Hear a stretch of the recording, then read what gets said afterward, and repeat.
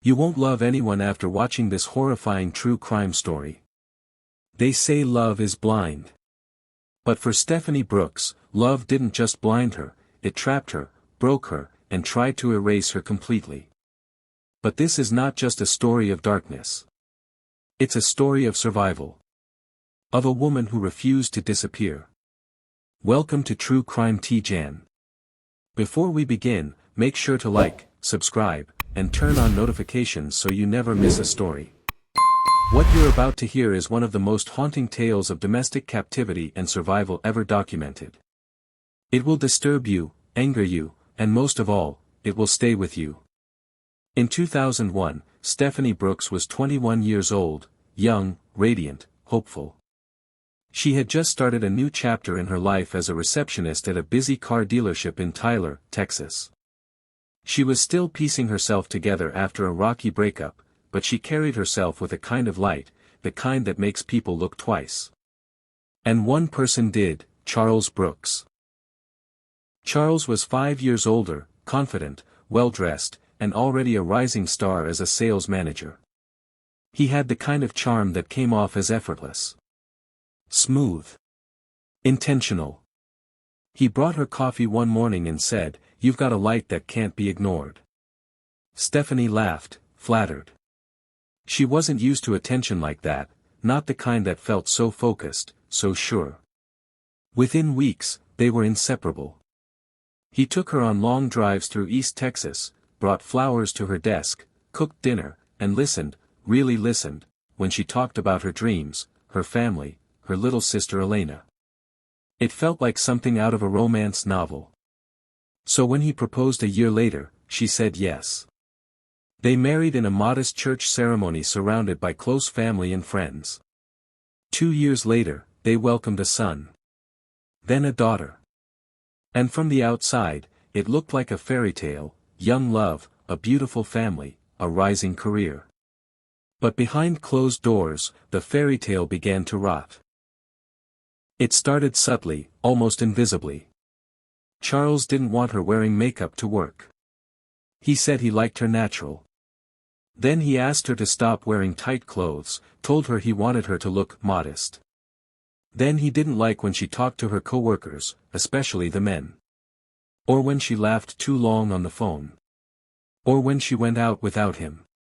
At first, Stephanie thought it was love. Maybe he was just protective. Maybe he was afraid to lose her. But soon, love started to look a lot like control. He checked her phone. Installed security cameras, said it was for protection. He started choosing her friends, then slowly, eliminating them.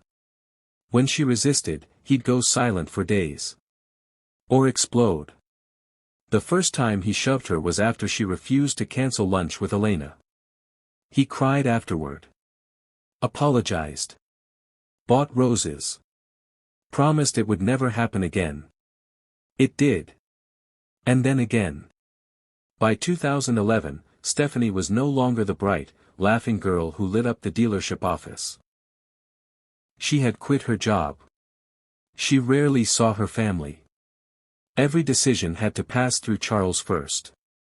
She didn't speak freely in her own home.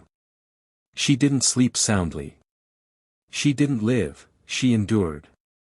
But everything changed the day their 6-year-old daughter saw Charles hit her. The look in her little girl's eyes broke something inside Stephanie. That night, when the kids were asleep, she packed a bag and called Elena.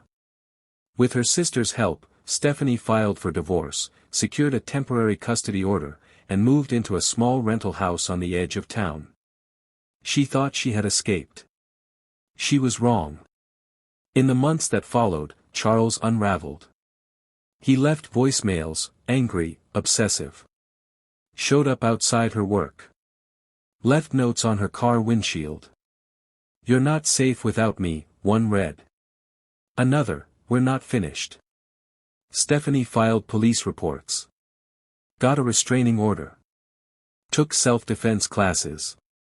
But a piece of paper couldn't protect her from a man who had decided she belonged to him. On March 20, 2012, Stephanie dropped the kids off with Charles for his court-approved visitation. She had a job interview later that morning. She never made it. When she didn't show up for the interview, her sister called. No answer. That night, police found her car parked in front of her rental. Her purse was inside. Her keys on the counter. The front door unlocked. But Stephanie was gone. What no one knew was that Charles had been planning this for months. He had inherited an old, decaying farmhouse in rural Lindale, 30 miles away. He told no one. He spent weeks restoring it, only the basement. He soundproofed the walls. Installed locks. Reinforced the door. Dug a drain in the floor. Built a cell. He lured Stephanie that morning under the guise of needing help with the kids, just 5 minutes, he said. She agreed. Trusted the system. Trusted the court order. She never left that house again, at least, not alive. Stephanie awoke in darkness. The room smelled of mold, urine, rust, and something else, something metallic. She was chained to the wall. The floor was concrete. A flickering bulb hung overhead. Charles stood above her, holding a camera. "This is how it's going to be now," he whispered. The days that followed were pure psychological warfare. He starved her. Hit her. Blasted music to drown out her screams. Made her write letters to her family, lies that she had moved to Florida and didn't want contact. He mailed them monthly. She slept on the floor. Bathed with a wet rag. Wore the same filthy clothes. Every aspect of her life was controlled. Timed. Measured. She was forced to live by his rules: kneel at dawn, eat on command, obey or be punished. And when she disobeyed, he beat her. Filmed her. Mocked her.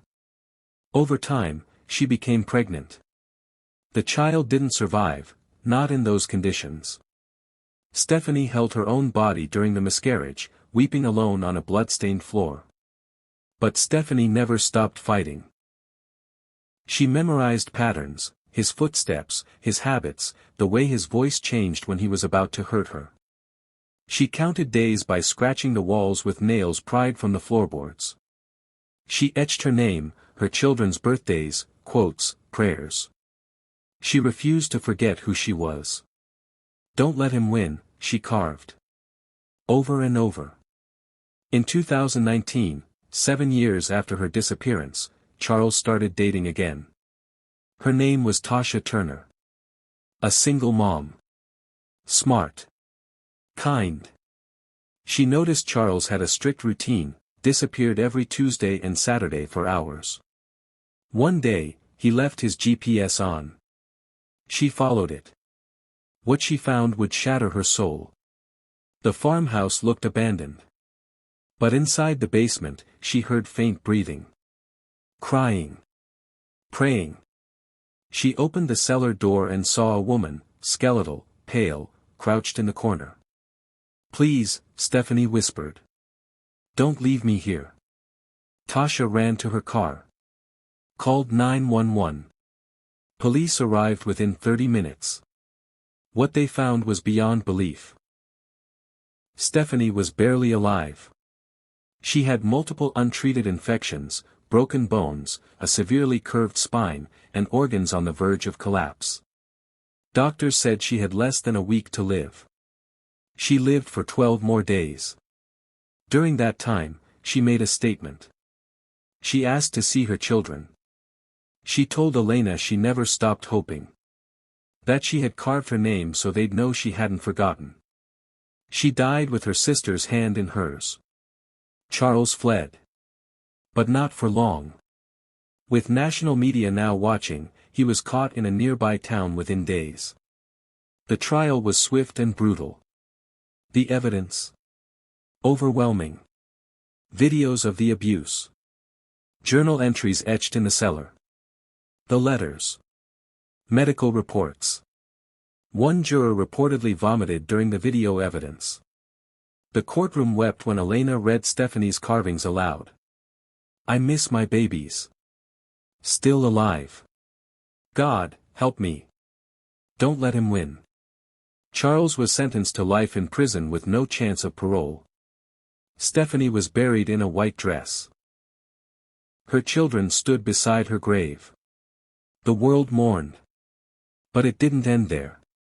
Texas passed the Stephanie Act, mandating multi-agency investigations for missing women with documented abuse history, GPS tracking for abusers under restraining orders, and checks on rural properties connected to known offenders. Stephanie's story sparked a movement. Elena started a foundation. Stephanie's son wrote a song, 7 Years. Her daughter gave a speech called, My Mom Was a Hero. The farmhouse was demolished. In its place, a memorial garden now stands, with a statue of a woman reaching toward the sky. Her carvings are etched into the stone wall behind her. Visitors come from across the country. Survivors. Families. Strangers. And they read the words. I am not gone. I am not broken.